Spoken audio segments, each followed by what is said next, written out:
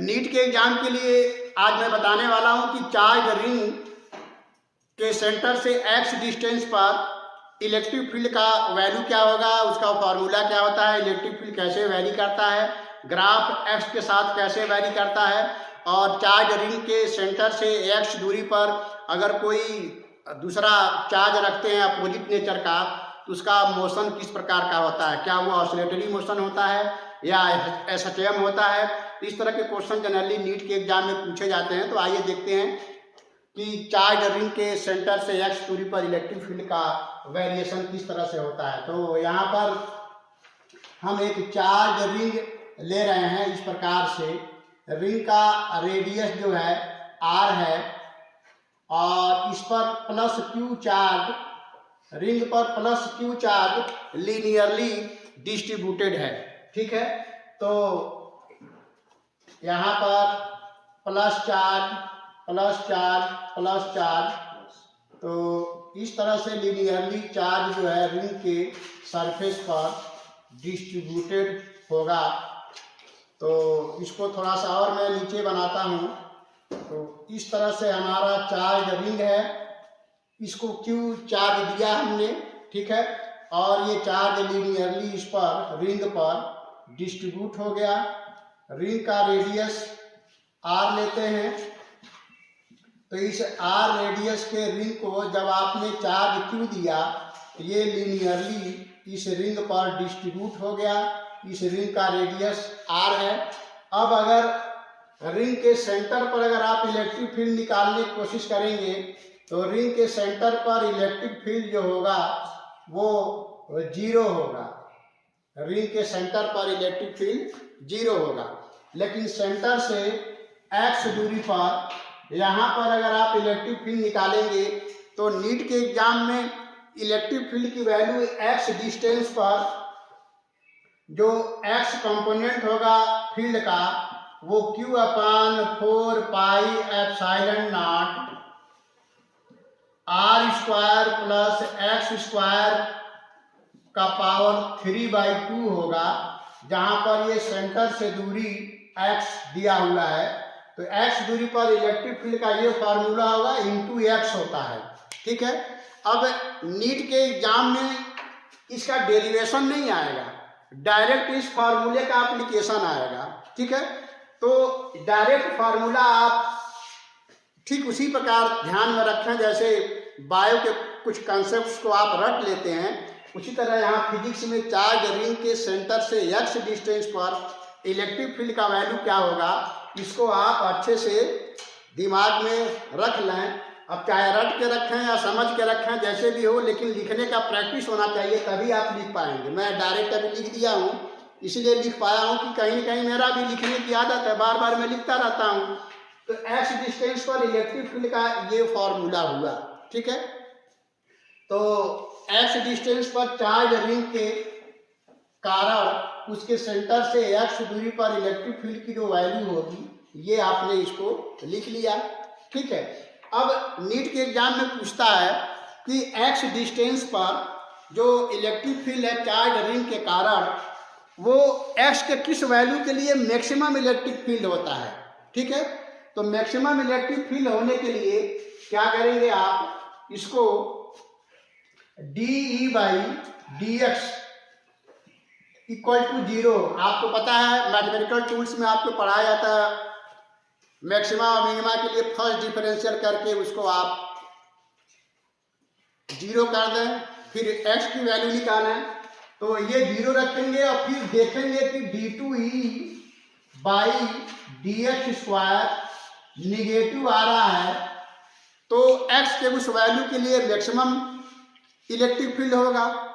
तो ये दोनों काम आपको नहीं करना है, ये एग्जाम में आपको नहीं करना है, एग्जाम के पहले ये दोनों काम करना है। तो जब ये दोनों करके जब आप सॉल्व करेंगे तो x की वैल्यू आएगा r/√2 प्लस माइनस, तो x की वैल्यू r के टर्म में आएगा r/√2 प्लस माइनस।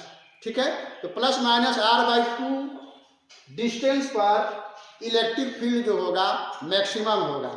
तो वो मैक्सिमम इलेक्ट्रिक फील्ड की जो वैल्यू होगी ई मैक्स ये हो जाएगा 1/4 pi epsilon not 2q/3√3 into R का स्क्वायर।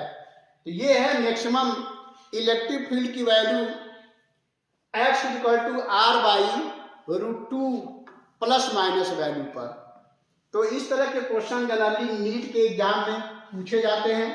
तो आपने देखा मैक्सिमम इलेक्ट्रिक फील्ड की वैल्यू r/√2 वैल्यू पर हो रहा है, प्लस साइड में भी और माइनस साइड में भी।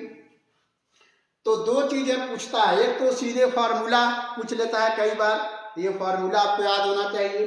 फिर x के किस वैल्यू पर r के टर्म में मैक्सिमम इलेक्ट्रिक फील्ड होगा तो वो प्लस माइनस r/√2 पर होगा। और मैक्सिमम फील्ड की वैल्यू क्या होगा तो ये यहाँ पर लिखा हुआ है। कोई बात नहीं, आप आराम से बैठे रहिए, आगे मैं पढ़ा रहा हूँ, आप उसको देखते रहिए, लाइट पूरा मिल रहा है। तो मैक्सिमम इलेक्ट्रिक फील्ड और इलेक्ट्रिक फील्ड का फॉर्मूला और r के टर्म में किस वैल्यू पर मैक्सिमम इलेक्ट्रिक फील्ड होता है ये हमने बताया आपको। अब इलेक्ट्रिक फील्ड कैसे वेरी करता है उसका ग्राफ भी पूछता है।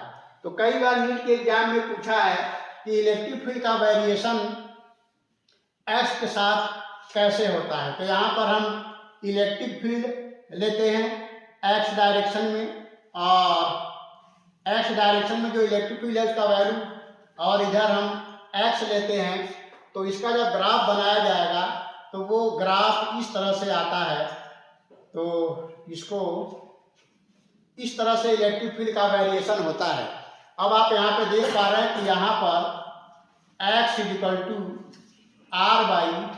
r/√2 वैल्यू पर maximum electric field positive way direction में, इधर right side electric field positive होगा तो इसको ऊपर बनाया गया है। रिंग के लेफ्ट साइड जाएंगे तो x नेगेटिव होगा, तो इसके लिए अब इलेक्ट्रिक फील्ड का डायरेक्शन उल्टा हो गया, यानी नेगेटिव हो गया, क्योंकि इलेक्ट्रिक फील्ड वेक्टर क्वांटिटी है इसलिए इधर नीचे दिखाया गया है।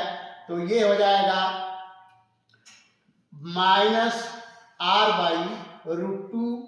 तो इस प्रकार प्लस r/√2 पर इलेक्ट्रिक फील्ड यहाँ पर मैक्सिमम आ रहा है, और माइनस r/√2 पर भी इलेक्ट्रिक फील्ड की वैल्यू मैक्सिमम आ रहा है, बट अपोजिट डायरेक्शन में।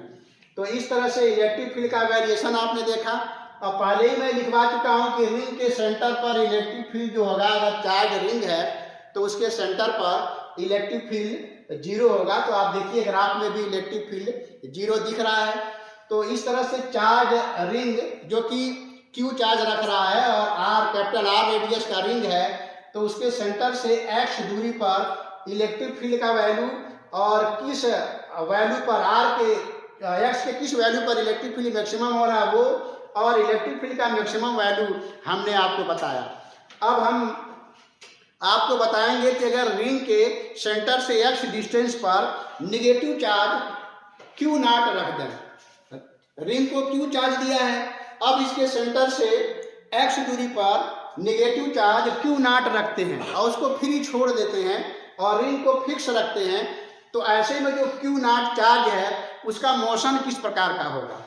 तो Q0 जो चार्ज है उसका मोशन 2 प्रकार का होगा। तो यहाँ पर मैं रखता हूँ Q0 चार्ज, और इसको मैं निगेटिव कर दे रहा हूँ, Q0 चार्ज को निगेटिव कर दे रहा हूँ। ऐसे में जो रिंग का चार्ज Q है ये पॉजिटिव है, इस -Q0 चार्ज को अट्रैक्ट करेगा।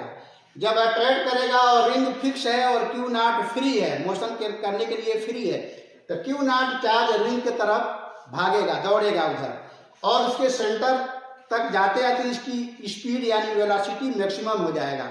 फिर मैक्सिमम स्पीड के साथ वो अपोजिट डायरेक्शन में जाएगा।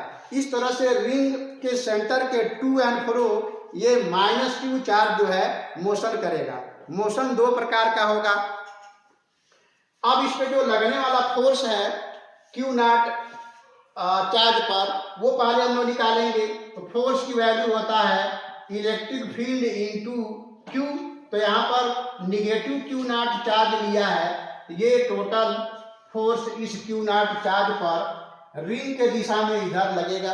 ठीक है, अब E की वैल्यू यहाँ पुट करेंगे तो ये हो जाएगा Q into Q0 -x/4 4 pi epsilon not R square plus X square और पूरे का पावर हो जाएगा 3/2, क्योंकि इलेक्ट्रिक फील्ड में ये 3/2 वैल्यू आ रहा है।